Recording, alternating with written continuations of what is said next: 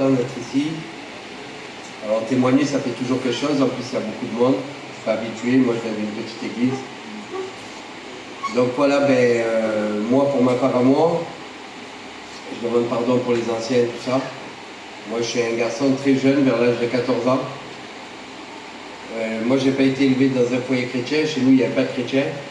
Le premier, ça a été mon frère, c'est celui qui a mené les chants. Chez nous, il n'y avait pas de chrétien du tout. Et moi, très jeune, j'ai toujours été attiré par ce que le monde y donnait. Donc voilà, je vous laisse deviner, excusez-moi pour la drogue, l'alcool. Voilà, tout ça, ça faisait partie de ma vie pendant presque 20 ans. J'étais un garçon, je n'étais pas méchant. Chez nous, voilà, on croyait en Dieu comme on pensait savoir que c'était bien pour nous. Mais voilà, j'étais lié par toutes ces choses et j'avais fondé ma vie comme ça, sur ça. C'était ma vie, elle tournait tout autour de ça. Et un jour, je suis vers chez moi, vers ma famille, pour aller marcher. Donc je commençais à faire un peu les marchés. Et il y avait un chrétien, un copain à mon frère, qui n'avait pas de place sur le marché. Donc il m'a dit, donne-y un bout de place, je vais te déballer avec moi. Mais bon, moi j'avais rien contre les chrétiens, mais voilà, c'était pas... Et là, celui-là, il était gentil. Il ne m'avait pas parlé de Dieu une fois tout le long du marché. C'était un garçon de Paris. Vraiment, c'était bien. En vrai, il était bien. Les autres, tout le temps, ils disaient Jésus t'aime, machin, ça m'énervait un peu. Lui, il était bien. Pas une fois, il m'avait parlé de Dieu. Et à la fin du marché, on avait travaillé. C'était en plein mois d'août, l'été. Et il me dit, écoute, tu as travaillé tout ça? J'ai dit, oui, toi aussi. Il me dit, si tu me donnes 100 € d'acompte, je te fais faire un voyage et change ta vie. Et moi, j'étais un garçon très orgueilleux. Même avec pas grand chose dans la poche, j'étais comme ça, voilà. Et donc j'ai dit dans ma tête, il se prend pour qui le Parisien? Il croit que j'ai pas 100 € pour partir avec lui dans le voyage. Donc je lui donne les 100 €. Et le voyage, c'était pour aller en Israël. Donc c'était au mois d'août ça. Et c'était au mois de novembre le voyage. Donc quelques jours après, mon frère il vient me voir. Vous savez, je pouvais mentir aux garçons à qui vous voulez, mais mon frère il me connaissait. On a grandi ensemble, on s'est toujours bien entendu, même si j'étais pas chrétien. Il me dit, écoute, tu peux pas venir dans le voyage. Et moi, plus on me disait, je peux pas venir, j'avais envie d'y aller. Parce que mon frère me connaissait, avec le respect que je lui dois. Un jour dans ma vie sans me droguer, j'avais jamais resté. Je savais pas ce que c'était. J'étais un garçon, moi je tombais jamais malade avant. C'est depuis que je suis chrétien, j'ai attrapé un rhume, machin avant, j'étais jamais malade. Et donc il m'a dit, tu peux pas venir, tu vas faire comment, machin. Et moi, plus il me disait, tu peux pas venir, j'avais envie d'y aller. Donc il m'avait fait faire un jurement, comme quoi que si je venais, je ne prenais pas de drogue avec moi. Alors j'ai tenu le jurement, je suis parti là-bas. Et pour ceux qui ont touché à la drogue, ils le savent. Donc le voyage, ça a duré à peu près 5 heures l'avion. Dès que je suis arrivé là-bas, j'étais une bête. Je voulais rien savoir. C'était très compliqué pour moi, j'étais très agité. À l'époque où je vous parle, je faisais 60 kilos. Et donc voilà, on fait un premier site, ça va, encore j'arrive à me tenir. Et après les garçons, avec le respect que je lui dois, ils vont un peu se reposer. Mais moi, c'était impossible que j'aille me reposer. Voilà, je pouvais pas aller me reposer, c'était impossible. Donc à ma honte, je vais dans la ville là-bas, en Israël, essayer de trouver de la drogue là-bas. Je trouve pas, je trouve un gadjo qui me dit, écoute, tu peux rentrer chez toi, Jésus c'est pas vrai, ici c'est comme, vous voyez ce que je veux dire? Donc j'arrive là-bas à l'hôtel, j'ai été très énervé, j'ai cherché la chambre à mon frère pour prendre l'avion pour repartir. Et il y avait un serviteur qui était là-bas, c'est le seul aussi qui n'avait pas été se reposer. Mais je ne le connaissais pas, nous on n'était que 3 ou 4 de chez nous, de Nice à partir dans ce voyage. Tout le reste c'était des Parisiens. Donc le serviteur il me dit, qu'est-ce qu'il y a qui va pas? Je lui dis, écoute, ça va pas, je suis un drogué, j'ai rien à faire ici. Avec le respect que je dois, je lui ai dit, je suis en manque, je suis pas bien, il faut que je rentre chez moi. Et il me dit, écoute, on va aller voir ton frère, sa chambre et tout, mais avant, viens boire un café avec moi. Donc, pas respect par l'ancien, par l'homme. Je lui ai dit, bon, d'accord, donc j'ai bu un café avec le serviteur. Là, il a commencé à me raconter la vie d'un garçon qui était avec nous dans le voyage. Et je me voyais tout petit par rapport à lui, à ses liens qu'il avait. Donc, bref, pour faire court, j'ai voulu me lever de la chaise. Il m'a dit, pourquoi tu te lèves? J'ai dit, parce qu'il y a une voix qui me dit que vous allez me manger la tête. Ça ne va pas aller, quoi. Il me dit, est-ce qu'on peut prier pour toi? Et moi, je lui dis, est-ce que tu vas prier pour moi? Est-ce que je vais être délivré? Est-ce que j'aurai plus ce manque, tout ce que j'ai, et je vais pouvoir profiter du voyage? Il m'a dit, si tu le crois de tout ton cœur, tu peux être délivré instantanément. Donc il a prié pour moi là où il pouvait. Et instantanément, j'ai vécu le miracle. J'ai été délivré instantanément, j'ai posé mes cigarettes.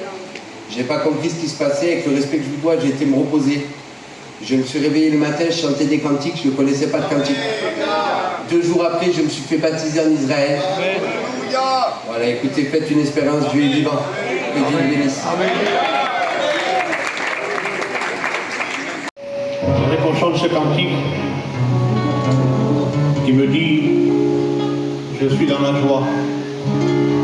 Quand on me dit « Allons à la maison de l'Éternel ». Bon, au Seigneur.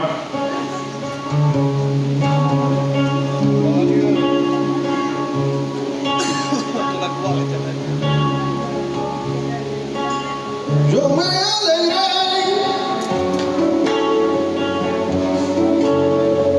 con los que decían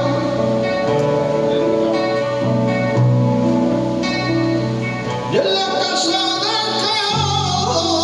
Jehová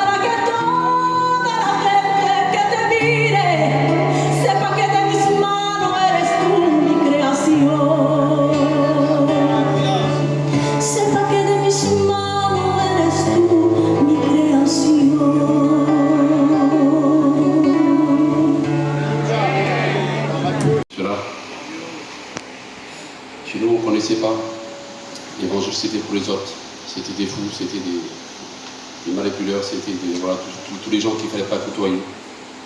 Puis nous, les anciens, ils avaient mis une barre pour ne pas affronter par rapport aux chrétiens. Il ne fallait pas être copain qu'un chrétien, il fallait rien de tout ça. Et puis, donc j'ai été élevé à la catholique. Mais à la catholique, pratiquement, ça veut dire que tout petit, on a fait notre communion, on se faisait les chemins de croix chaque année. Les chemins de croix, c'est monter dans les grottes, porter la statue sur notre épaule et puis monter en haut et brûler des bougies et prier. C'était comme ça. Et puis juste à l'âge de 15-16 ans, j'ai voulu faire ma propre expérience, donc je suis monté à la grotte et puis j'ai brûlé ma bougie et puis je me suis mis à jouer avec les anciens et puis j'ai rien ressenti tout là. Et puis donc, comprenez que j'avais 15-16 ans, je disais au Seigneur, je comprends pas, je vous dis réellement que si le Seigneur m'avait béni à cette époque-là, j'aurais resté catholique, mais j'avais rien ressenti. Et puis l'œuvre chez nous, Plan de Grâce, elle venait d'ouvrir, c'était tout récent. Et puis j'ai été tout jeune, j'étais à la réunion, je me suis assis au fond, j'étais timide, j'étais honteux, je voulais que personne me voie par rapport à mes parents. Et puis je me suis assis, j'avais rien compris à la prédication, mais j'avais compris que Dieu m'aimait. Et puis j'ai fait une expérience avec le Seigneur, j'ai dit Seigneur, si c'est réellement vivant, si c'est là la vérité, je veux ressentir quelque chose que je n'avais jamais ressenti auparavant. Et à ce moment-là, quand je dis ça, j'avais ressenti une présence, une chaleur dans le monde que j'avais rien ressenti dans les grottes, en brûlant des bougies, en brûlant tout ça. Donc je suis sorti de la réunion, pour moi, si j'avais touché le loto, vous comprenez bien. Donc j'étais à mes parents, j'ai dit voilà, j'ai quelque chose, j'ai rencontré quelque chose, j'ai rencontré le Seigneur. Il dit mon fils, nous, Seigneur, les chrétiens, ça ne rentre pas chez nous. Donc chez nous, tu es selon toi, donc tu verras plus tard quand tu seras marié, là chez nous, il n'y a pas de tout ça. Donc j'ai grandi comme ça et je vous dis franc, j'étais tourmenté. J'ai sorti très jeune, moi aussi, j'ai fait mes affaires dans le monde très très jeune et puis quand je chantais le lendemain, je pensais qu'à Dieu. Dans ma saulerie, je parlais à mes cousins, je parlais que de Dieu à mes cousins. Et puis eux aussi, ils me disaient, Kevin, t'es fou, t'as été une fois dans la réunion, ça y est, on dirait que t'es un chrétien maintenant. Il dit, un tour de la tête, et puis moi, c'était, vous savez, quand on sent quelque chose sincère dans le cœur, on ne peut pas oublier. La Bible dit qu'il oublie dans chaque pensée la pensée d'éternité. Et puis moi, à ce moment-là, cette soirée-là, il m'a aimé. Et puis tant que j'ai grandi comme ça, j'ai fondé un foyer. Et puis toujours pas chrétien. Et puis, je m'occupe au concours, je me suis mis avec les caravanes à côté de Marseille, à Gémenos, c'était une place. Et moi, mes associés avant, c'était les l'OPS, je travaillais avec eux. Et puis on s'avait mis dans une place, et puis on faisait que de sortir, que boire. Et puis il y avait un grand mur qui séparait, derrière la place, il y avait une boîte de nuit, et puis on est constamment dedans. Et moi, constamment angoissé par rapport aux choses de Dieu, par rapport à l'évangile. Dieu travaillait mon cœur. Et puis, les gens sur la place, là, c'était des chrétiens.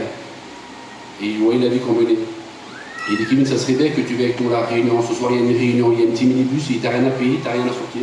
Il dit, tu viens avec nous à la réunion et puis on te ramène au camping. Et pour moi, par l'esprit, j'ai dit, oui, mon frère, je viendrai ce soir, pas de problème. Et puis la journée passée, le soir, on était à la réunion, dans ce minibus-là. Et puis je pense encore à Dieu. Et puis je me suis assis au second fort, c'était une place à l'église à Marignane. Et puis je me suis assis dans le fond aussi. J'avais honte de Dieu, tout ce que je faisais dans le monde. Et puis je me suis assis, j'ai dit, Seigneur, je dis, voilà, c'est moi Kevin, est-ce que tu te rappelles de moi? Et puis la même présence que j'avais ressentie auparavant, j'avais ressenti la même présence ce soir-là. Je dis, Seigneur, je lâche prise par rapport à mes parents, à ma famille, mon travail, je lâche tout, Seigneur. Maintenant, je veux te suivre. Et puis je suis rentré à la maison, j'ai rien dit à ma femme parce que j'étais quand même orgueilleux, ça faisait honte de rentrer à la maison avec les dégâts que je faisais. J'ai rentré le Seigneur, il dit, qu'est-ce que tu veux dire? Et puis la même soirée, avec les sœurs des garçons qu'on avait été à la réunion, eux, ils ont fait une révolution de leur côté. Et elle a fait une prière aussi à Dieu, elle a dit, Seigneur, si tu changes mon foyer, moi aussi je me donne à toi. Et puis on est rentré chez nous, j'ai dit, mais non, c'est temps qu'on rentre à la maison. Et puis j'ai pris ma camping, je suis rentré chez moi. J'y suis venu pendant 8 mois. Aujourd'hui, ça fait 8 ans et demi que je suis chrétien. La meilleure des affaires que j'ai fait, c'est rencontrer le Seigneur. La Bible dit ça. Et dit qu'il y a un temps pour tout. Et moi je pense dans cette soirée qu'il y a un temps aussi pour porter nos cœurs à la croix. Voilà, que Dieu vous bénisse. Je voudrais vous dire une expérience que j'ai faite. Il y a quelques années, moi j'habite en Antibes. Et j'étais à Paris. J'ai un petit-fils qui est né avec un bec de lièvre. Et j'étais à Paris, mon fils, ma belle-fille, on attendait le petit se faire opérer. Et là, j'avais une crainte dans mon cœur. Parce que le petit, il arrêtait plus de saigner en fait. Il faisait une hémorragie, ils n'arrivaient pas à l'arrêter. Et là, j'ai eu une crainte. Et j'étais là, j'étais tout seul dans l'hôpital à Dunkerque. Et je suis éloigné un petit peu de tout le monde et je priais le Seigneur. Parce que comme on est chrétien, il n'y a que Dieu qui peut faire quelque chose. Amen. Et je me suis appuyé sur Dieu. Et là, mon téléphone a sonné. Et Seigneur, j'ai décroché le téléphone et j'ai dit allô. Et là, un monsieur au téléphone, il dit, voilà, je m'excuse, il dit, monsieur, il dit, de vous appeler. J'ai dit, écoutez, monsieur, je n'ai pas le temps de parler. Et il dit, moi, je suis à Cap d'Aille, c'est à côté de Monaco. Et je travaillais là-bas, j'avais mis ma pancarte. Et il dit, monsieur, il dit, je suis devant votre pancarte. Il dit, voilà, je vous appelle. J'ai écouté, monsieur, j'ai pas le temps de parler de travail. Il dit, monsieur, je vous appelle pas pour le travail. Je vous appelle parce que Dieu m'a demandé de vous appeler. Et Dieu m'a demandé il m'a dit de vous dire que le médecin qui a opéré votre petit-fils, Dieu a mis ses mains. Amen. Je vous dis franchement, c'est la plus grande chose dans ma vie que Dieu. Parce que si ça aurait été un de mes frères qui m'appelait de mon église, ça aurait été normal pour moi. Parce que vous comprenez bien, on est tous pareils. Mais là, c'était un sédentaire, c'était un serviteur de Dieu. Il m'a dit, monsieur, je vous le dis, moi je suis pasteur d'une église, il dit, Dieu m'a demandé de vous appeler, en personne. Alors je ne vous dis pas le bien que ça fait dans mon cœur. Pour moi, c'est la très grande chose que j'ai vécue dans ma vie. Et depuis tout à l'heure, je suis sur ma chaise, je ne sais pas pourquoi je dis ça. Vous savez, Dieu fait des choses, des miracles, des grandes choses. Amen. Dieu m'a donné le pardon dans ma vie. C'est la plus grande chose que j'ai pu avoir dans ma vie. J'ai passé par des grandes épreuves, et Dieu a toujours été avec moi. Que Dieu vous bénisse. Amen. Qui m'ont détecté une maladie génétique. Ça s'appelle une HTAP. C'est l'hypertension artérielle pulmonaire. La sacoche que vous voyez sur le côté, je ne suis pas armé, c'est une pompe qui est reliée à mon cœur. Et c'est grâce à cette pompe que je peux vivre aujourd'hui. Je devais être greffé, c'était pour moi très très dur. Parce que comprenez-le, je prêche l'évangile et du jour au lendemain, tout s'est arrêté pour moi. Alors je ne vous dis pas, j'étais sur Marseille pour pouvoir me faire soigner. Et je n'acceptais pas la situation. Je pense que pour chacun, on est tous sur cette terre et on ne peut pas être malade. Il y en a qui sont bien en bonne santé et ils vivent comme des malades.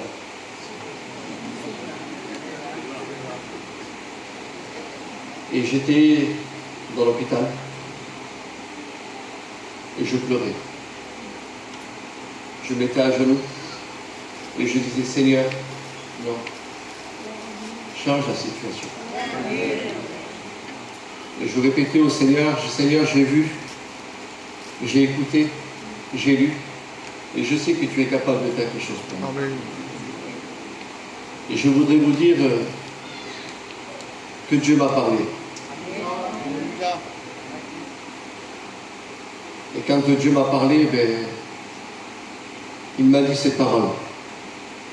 Ne pleure plus, mais chante pour moi. Et moi, je ne voulais pas. Et le Seigneur, dans mon cœur, me parlait encore plus fort. Je ne veux pas que tu pleures. Je veux que tu chantes. Et quand j'ai commencé à chanter, je ne voulais pas. Et j'ai commencé à chanter un cantique. J'étais tout seul dans la chambre. Et il y a une infirmière qui est rentrée au même moment. Et quand elle est rentrée, elle a été saisie par l'Esprit de Dieu. Elle me dit, monsieur, j'ai jamais écouté quelque chose d'aussi beau. Alors pourquoi je dis ça? Chanter, c'est pas chanter avec la belle voix. Chanter, c'est pour l'adorer. Chanter, c'est pour lui. Alors je sais que la parole de Dieu va être prêchée. Mais je voudrais que dans ces quelques instants, que tu fermes tes yeux. Béni soit Dieu. Alléluia. Alléluia. Et que tu puisses demander au Seigneur, dans ta prière, dans cette mission, tu dis, Seigneur, je ne comprends pas. Tu me demandes de combattre le mal par le bien. Ça, c'est Jésus. Alléluia. Merci, Seigneur. Merci pour ta présence, Dieu. Alléluia.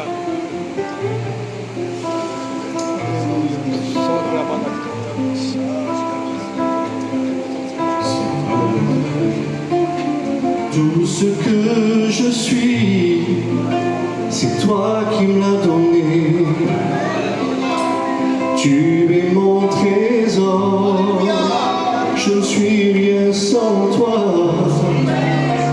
Tu es mon héros, tu as donné ta vie pour moi. Comment ne pas t'adorer?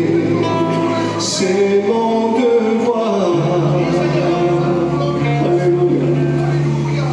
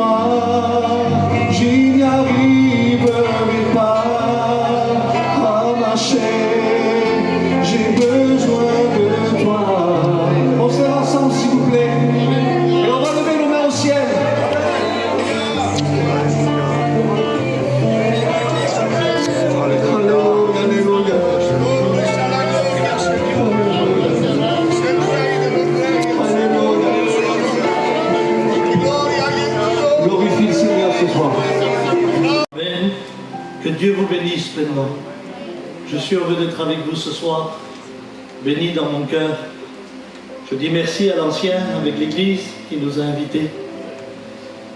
Et je remercie aussi le Seigneur d'être au milieu de nous. Que le nom de Dieu soit béni. Vous savez, ce soir, bien sûr, c'est une mission. Mais nous, on le sait où on a mis les pieds. On sait que Dieu est ici. On sait que Dieu est vivant. C'est le Dieu du renouveau. Avec lui, on peut recommencer.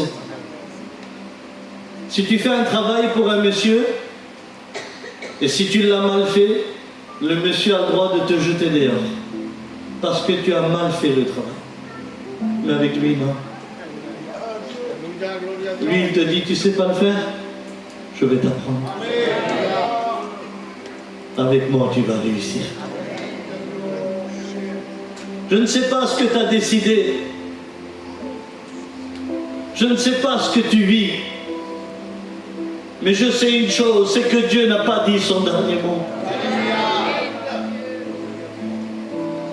C'est Dieu qui a le dernier mot sur ta vie et sur ta maison. C'est lui qui change les temps et les circonstances. Il crée un chemin dans le désert et un fleuve dans la solitude. Il est vivant. Il te connaît.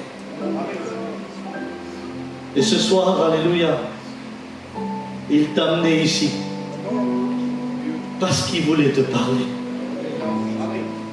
Qu'est-ce qui se passe quand Dieu parle? Qu'est-ce qui se passe? Tout ce que sa bouche dit, son bras l'accomplit. La foi vient de ce qu'on entend, et de ce qu'on entend vient de la parole de Dieu.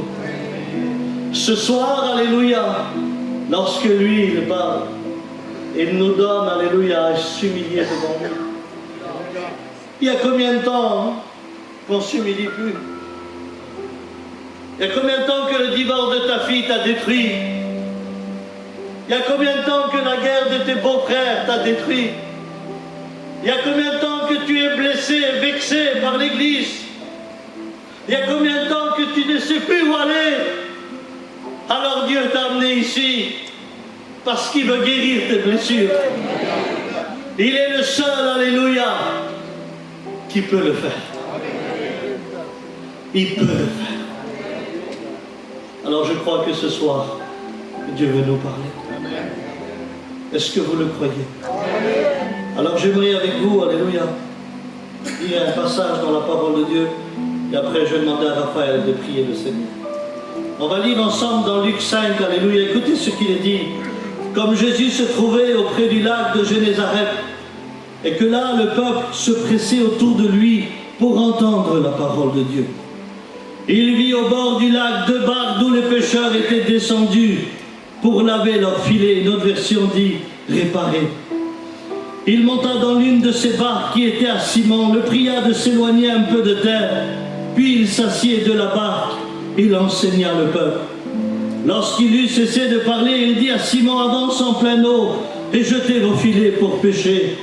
Simon lui répondit, Maître, nous avons travaillé toute la nuit sans rien prendre, mais sur ta parole, je jetterai le filet. L'ayant jeté, ils prirent une grande quantité de poissons,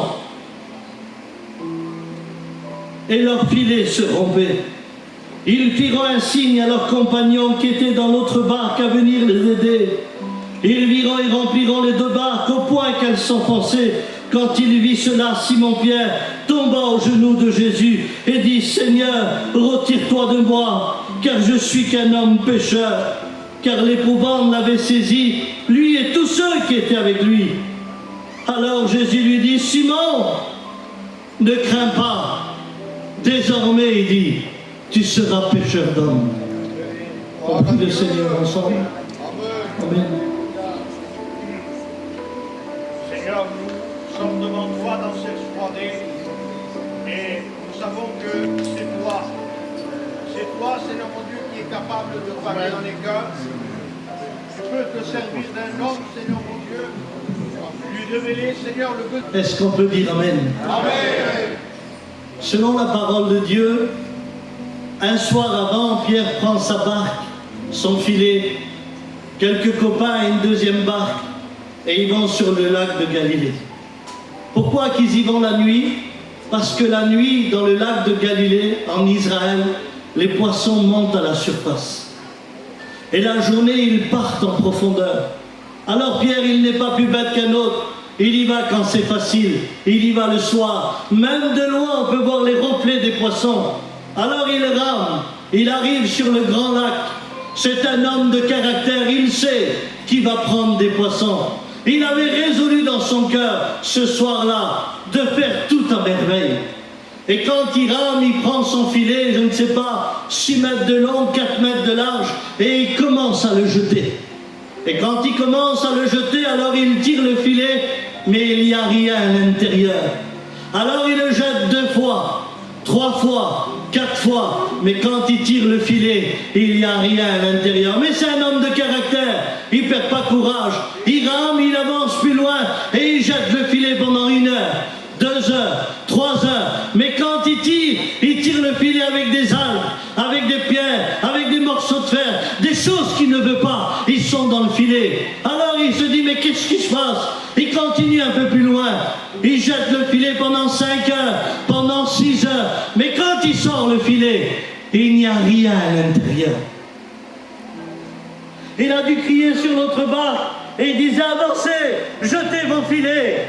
Il était là et peut-être qu'il paniquait un petit peu, car tout était contre lui les premières heures. Il va jeter peut-être son filet pendant 8 heures, 9 heures, mais quand il tire le filet, il n'y a rien à l'intérieur. Selon la parole de Dieu, c'est lui qui a dit à Jésus, on a pêché toute la nuit sans rien prendre, et dans une nuit, il y a 12 heures. Pendant 12 heures, il a jeté le filet, et il n'y avait rien à l'intérieur. Il commence à ramer, mais Pierre redoute une chose, c'est que le ciel va s'ouvrir, le soleil va venir, et tout ce qui était facile va devenir difficile.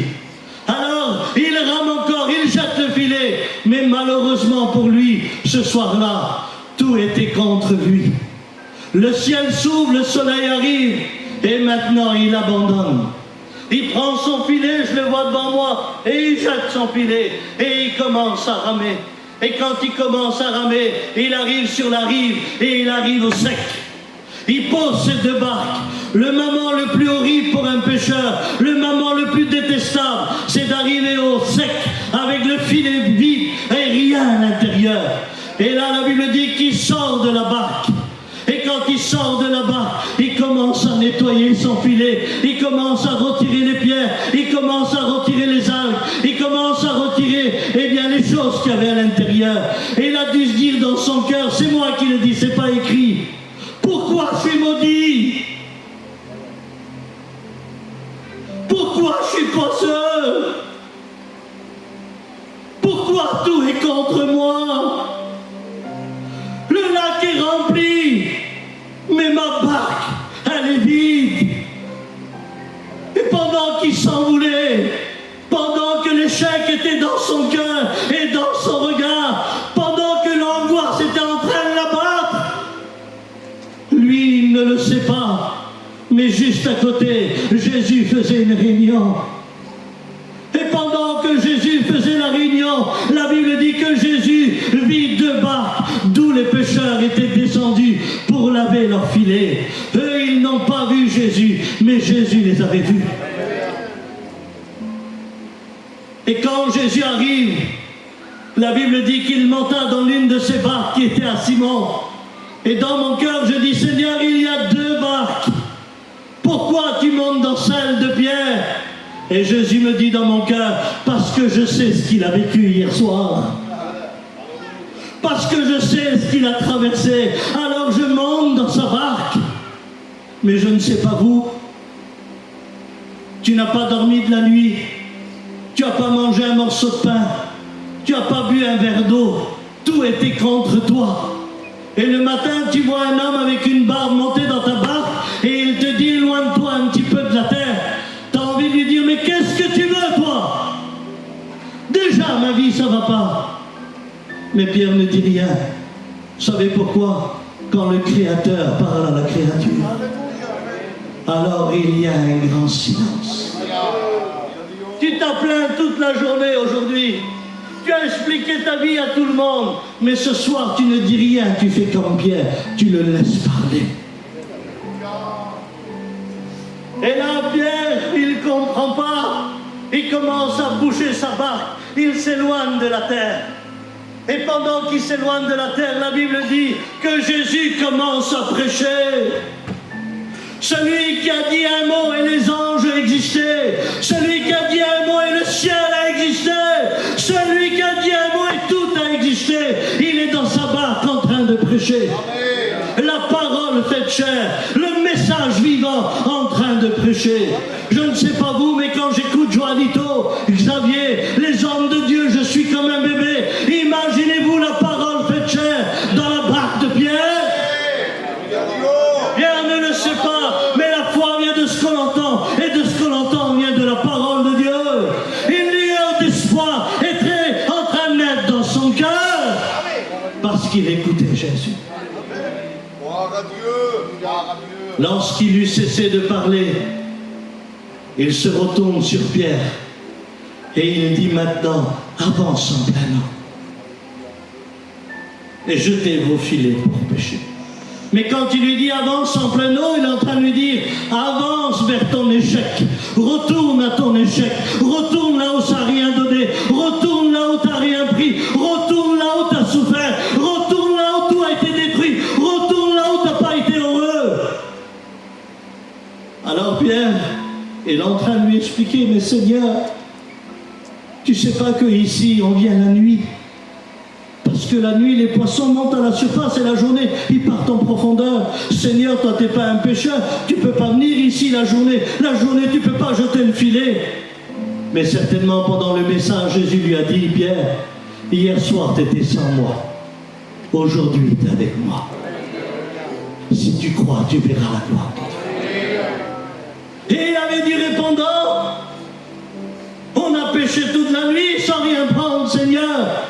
Mais le message, alléluia, qui revient jamais à Dieu sans avoir fait épée dans un cœur, c'est là que Pierre a dit, Seigneur, si c'est de moi, je ne le fais pas. Mais sur ta parole, sur ton message, je jetterai le filet. Et pendant qu'il prend le filet, c'est pas écrit dans la Bible, c'est une histoire qui est dans mon cœur. Tous les poissons que Pierre a voulu prendre toute la nuit ont levé la tête. Et il y en a un qui dit, regarde, c'est encore Pierre l'insupportable. Il est venu nous chercher, allons-nous-en. Et là, tous les poissons s'en vont. Et quand ils partent, il y a un des poissons qui dit, arrêtez.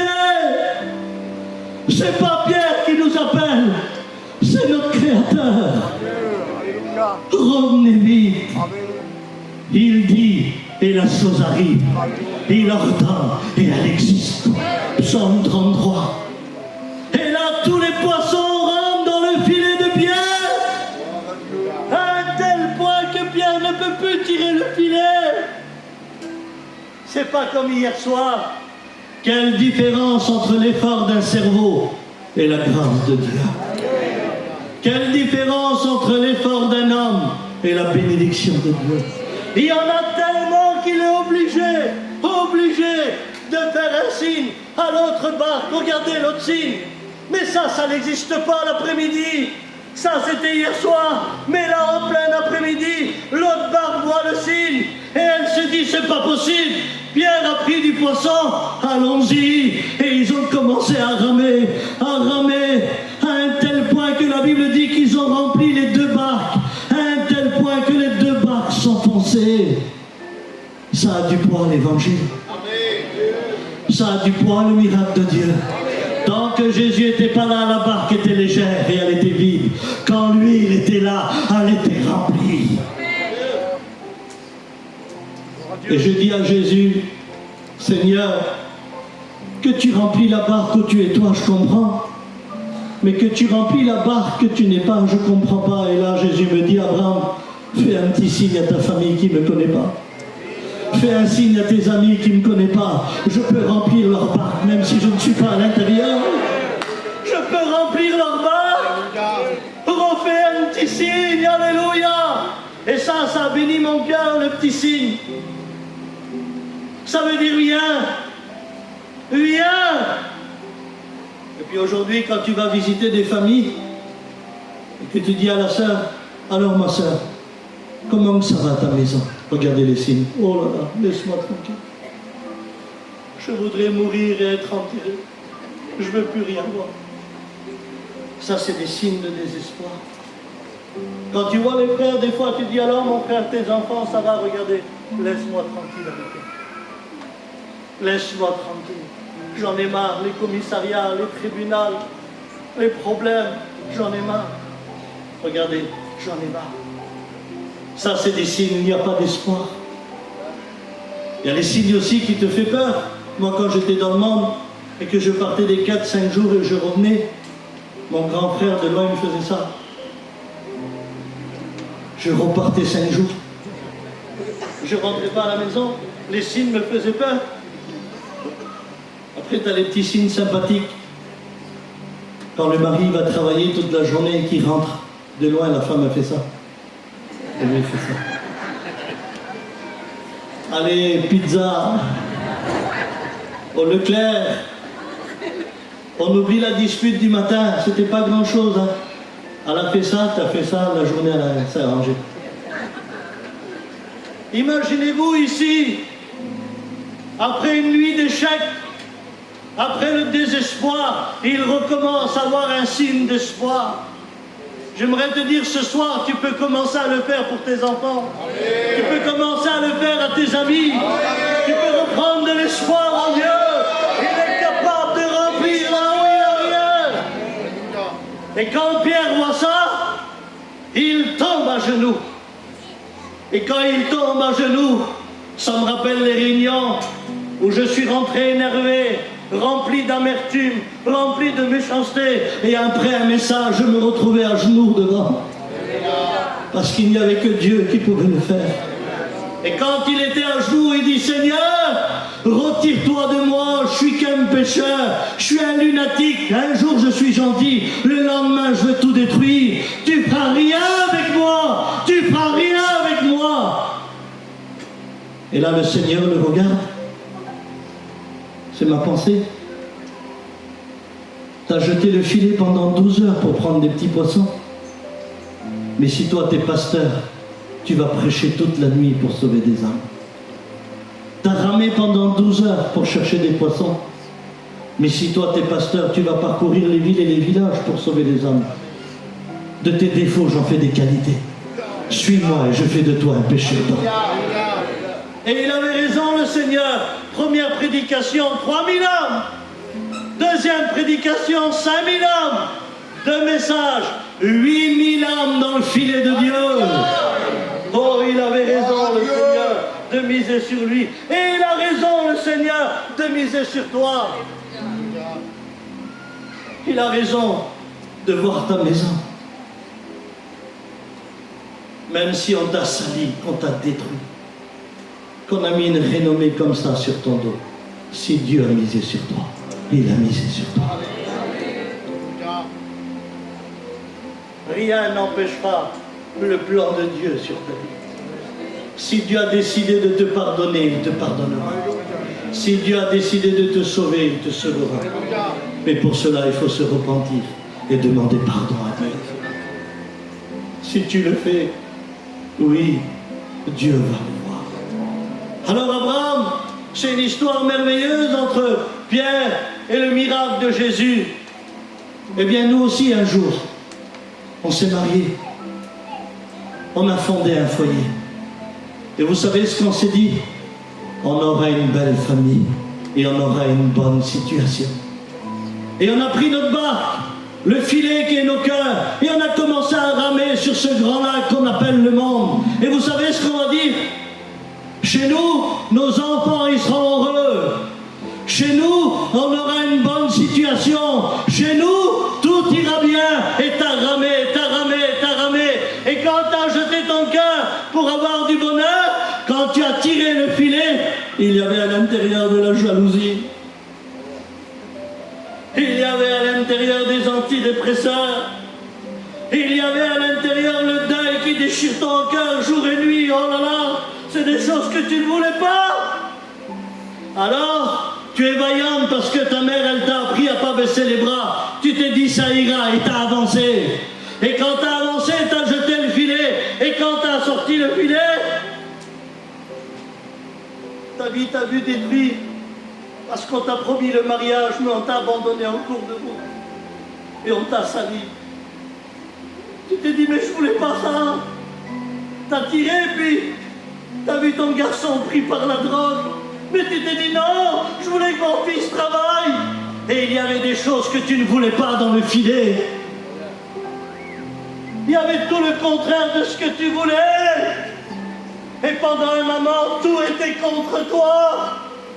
À un tel point que ta vie était un échec. Où tu t'es dit, mais pourquoi je vis? Je voudrais me tuer, je voudrais me couper les veines, prendre des cachets, je voudrais quitter ma région, je voudrais m'enfuir, tout le monde est méchant. Il y avait des choses que tu ne voulais pas dans ton filet. Et toi aussi, tu t'es dit, j'allais remplir ma maison, j'allais remplir mes enfants, mais malheureusement, tout était contre toi. Et le ciel s'est ouvert sur toi aussi. Et tu as vu tous tes espoirs partir devant toi. Tu es devenu un homme découragé, une femme découragée, à un tel point que tu n'es plus capable de réaliser que Dieu peut changer la situation. Alors tu sais ce que tu as fait? Tu as remballé ton cœur. Tu n'as plus voulu croire, tu n'as plus voulu prier, tu n'as plus voulu t'humilier. Et tu as ramé, tu ne savais pas où aller. Mais tu es arrivé à Porte-Bouc. C'est comme ça qu'on dit? Amen. Et tu as ramené ta barque ici.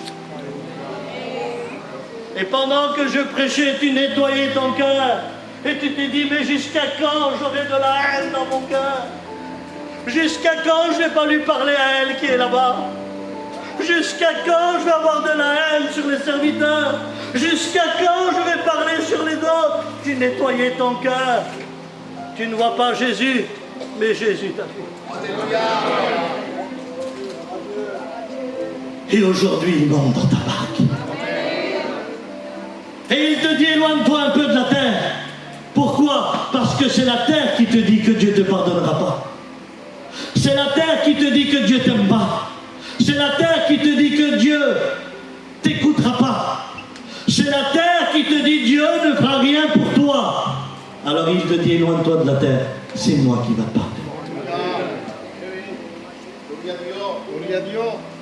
Amen. Amen.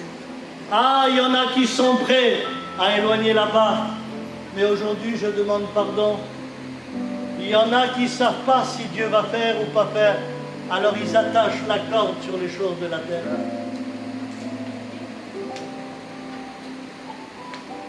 Ça ne marche pas. Avec Dieu, tu ne peux pas t'éloigner au métrage que tu veux toi. Tu es obligé de t'éloigner à la distance qu'il a choisie.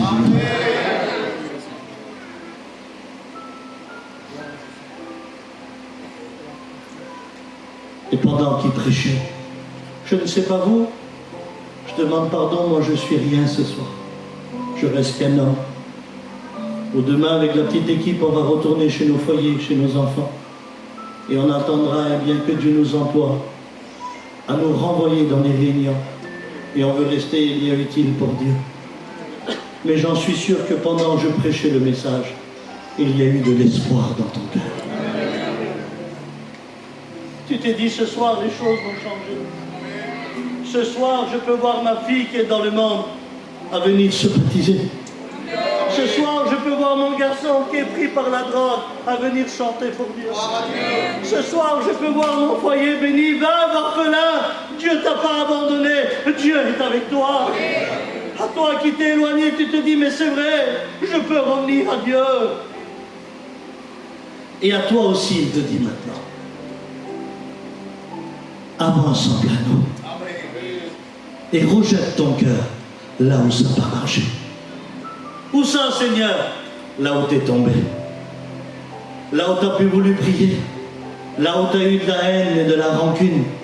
Là où tu as voulu abandonner ton appel au ministère alors que Dieu comptait sur toi. là où tu voulais pardonner. Retourne à l'endroit où il y a eu des échecs. Pourquoi, Seigneur? Ça ne sert à rien que je retourne. Est-ce que tu veux retourner toujours vers le même patron qui te dit ne vous inquiétez pas, j'ai du travail pour vous et il ne t'en donne jamais? Non, tu n'as pas envie de retourner. Est-ce que tu veux retourner dans un endroit où on a failli détruire toute ta famille? Non, tu n'as pas envie. On ne veut pas retourner à nos échecs, mais avec lui. Tout ce qui est impossible pour nous est possible pour lui. Les choses que tu vois de loin, le parler en langue, le don de prophétie, le baptême, la repentance, la foi, les choses que tu vois de loin où tu te dis c'est plus pour moi, Dieu va les faire rapprocher tellement près qu'ils vont venir dans ta barque. Ah, tu vas avoir du répondant ce soir. Seigneur, il est jaloux, il me détruit. Ah, tu vas avoir du répondant, c'est sûr. Seigneur, j'ai essayé, tu as du répondant. Seigneur, ils sont trop durs, du répondant. Ah, tu vas en avoir du répondant comme Pierre. On a péché toute la nuit et on n'a rien pris, et ici c'est compliqué. Mets ton répondant de côté, et il y a le Créateur dans ta barque. Il dit un mot et tout change. Mais est-ce que tu es prêt à lui faire confiance? Est-ce que c'est vrai? Est-ce que tu es prêt à reprendre ton filet dans la main? Est-ce que tu es prêt à recommencer? Est-ce que tu es prêt à recommencer? Parce que tu as essayé sans lui, ce soir tu es avec lui. Et avec lui, on ne perd jamais. Alléluia. Est-ce que tu es prêt à recommencer? Est-ce que tu es prêt à lui faire confiance?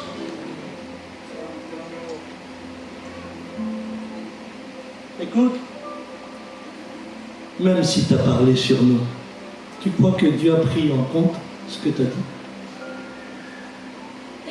Tu crois que Dieu a pris en compte les mots qu'il a dit Pierre dans la colère?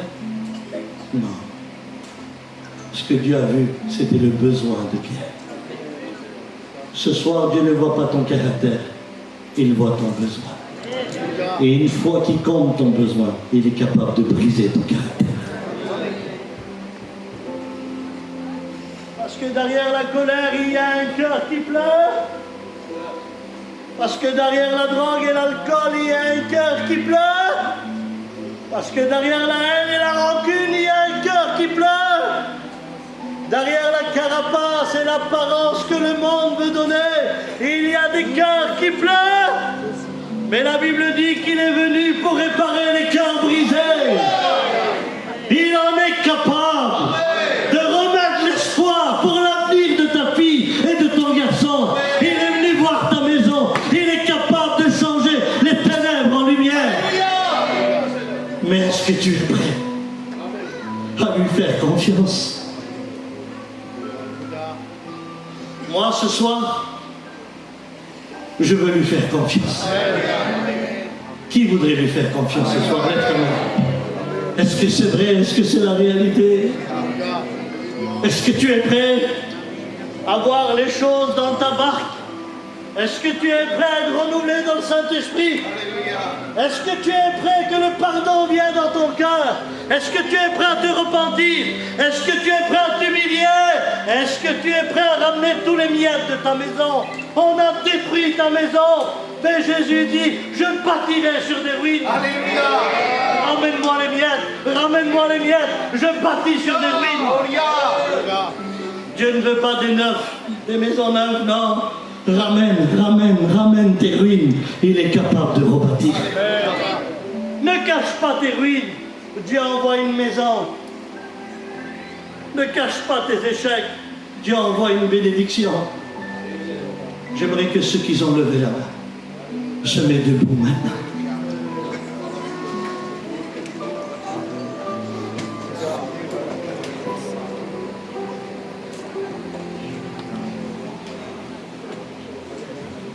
Les choses vont changer. Écoute, Je ne te connais pas. Dieu le sait que c'est vrai. Mais je sais une chose. Si tu le crois, tu verras la gloire de Dieu. Tu verras la gloire de Dieu. J'aimerais que tous ceux qui sont debout enlèvent une main vers le ciel. Maintenant, c'est ton filet. Dans ta main, il y a ton cœur. Et c'est maintenant que tu peux lui dire, Seigneur, si c'est moi, je ne le ferai pas. Mais sur ta parole ce soir, je te demande pardon. Sur ta parole ce soir, je te présente ma fille.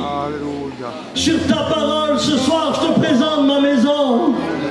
Sur ta parole, je te présente mon ministère. Seigneur, Seigneur, il y a tout le contraire dans mon filet de ministère. Seigneur, pourquoi? Laisse-le agir. J'aimerais, je vous le dis en vérité, lever vos mains vers le ciel maintenant. Pendant que le frère chante un cantique, c'est maintenant que tout va changer. J'aimerais que tous les serviteurs de Dieu derrière moi se lèvent avec moi maintenant. Et maintenant nous allons prier, nous allons voir la Shekinah de Dieu.